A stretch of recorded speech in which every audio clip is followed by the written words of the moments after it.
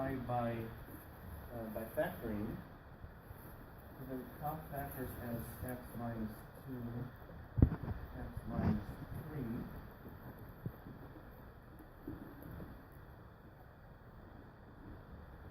And the bottom factors as x minus 2, x minus 1.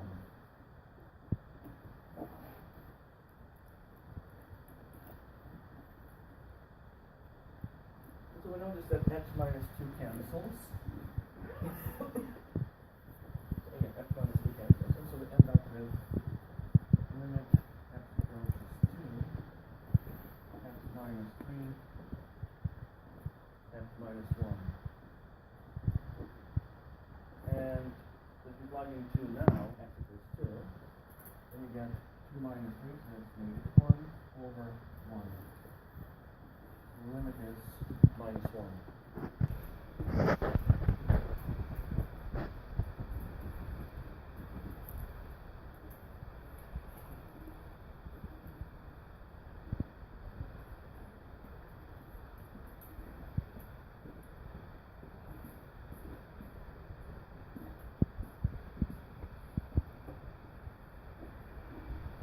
Let's look at some one-sided limits. So let's calculate this one, and then also x approaches 2 minus of the same function.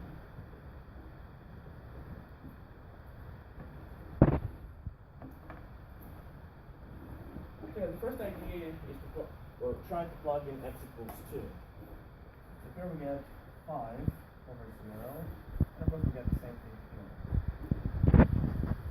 So, since we got a non-zero number divided by a 0 in both cases, the limit is going to be infinity, or plus or minus infinity.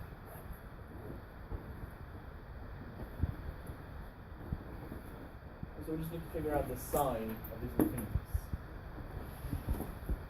So to do that, we choose a number. So for example, here we choose a number which is close to 2 but a little bit bigger than 2. Let's say 2.1.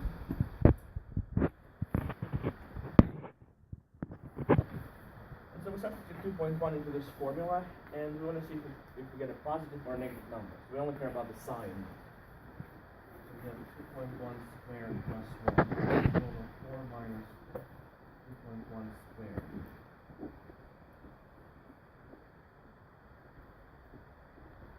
So the top is going to be positive.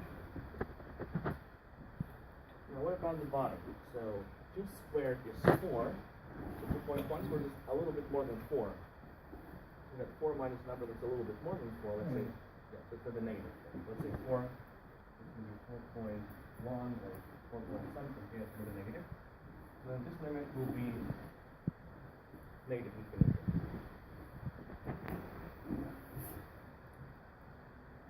And we can do the same thing with this limit.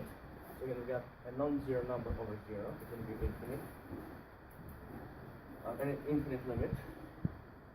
And so we get, so let's say we plug in 1.9. Now we need a number which is close to but a little bit less than 2. So let's say 1.9. So we get 1.9 squared plus 1 over 4 minus 1.9 squared.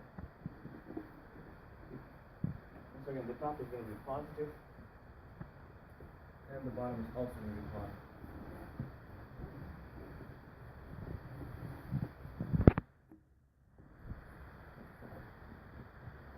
So this one is going to be plus and 0. Yes. Just to clarify, if a solution comes out to 0 over 0, that means we need to simplify this function. Yes. And if it's only the denominator turns out to be 0, then it will be 0. It's going to be, well, plus or minus infinity, yes.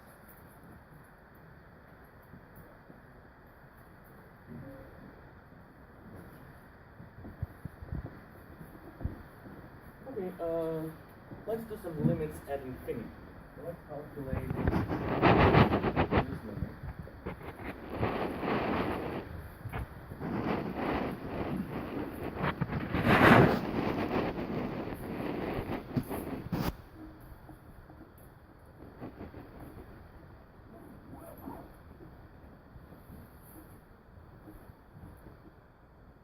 this case, when x goes to infinity, both of these go to infinity.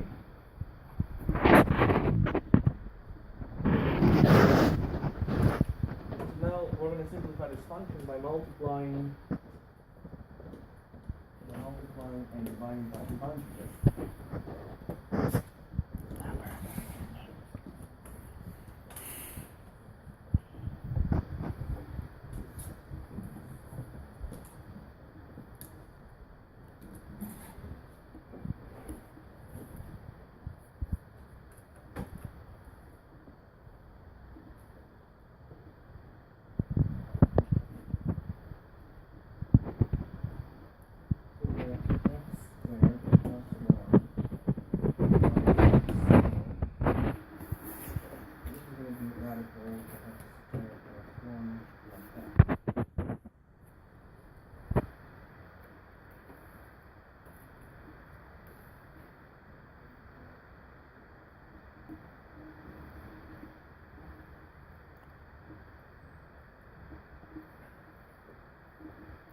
So the reason why we need to simplify is because when you subtract infinity minus infinity, anything can happen.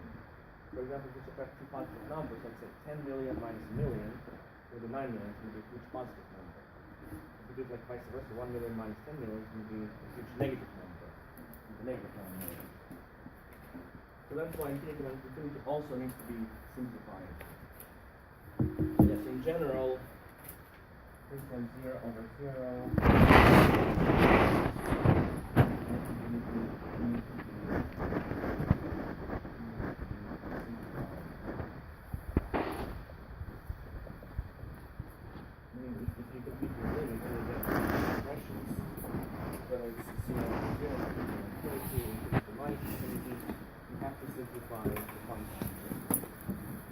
That's why I'm going to simplify this function by multiplying this by the conjugate, multiplying and dividing by the conjugate. So we get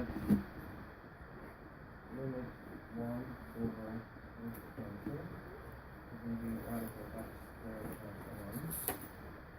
1 plus x squared.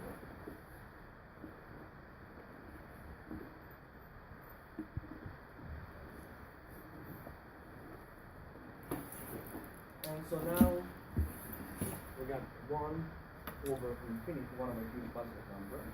The limit is going to be 0.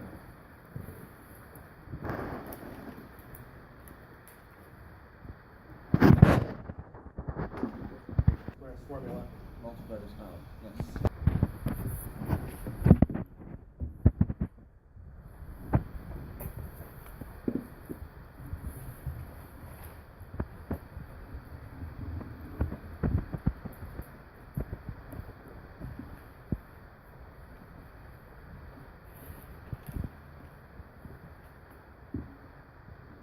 So let's do this limit. Limit x approaches 0, sine x over 2 sine x plus x. So, if you try to plug in x equals 0, on the top we get sine of 0, which is 0. And the bottom is going to be 2 sine of 0, so it's 0, plus 0.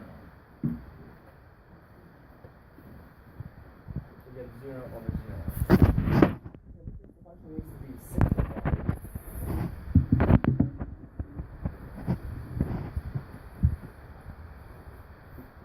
So in this case, we see that this function involves sine x, and the limit as x approaches 0. So we suspect that this formula, this limit, might be useful there.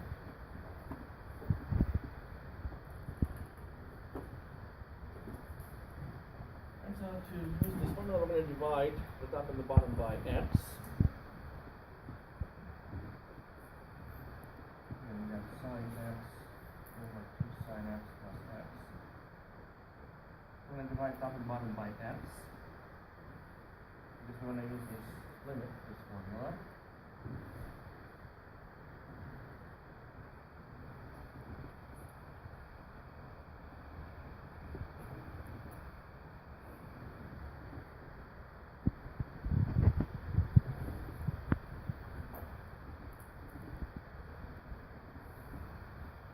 Now what do we get? So on the top we get limit of sine x over x, which is On the bottom we got 2 sine x over x, so it's going to be 2. And of course x over x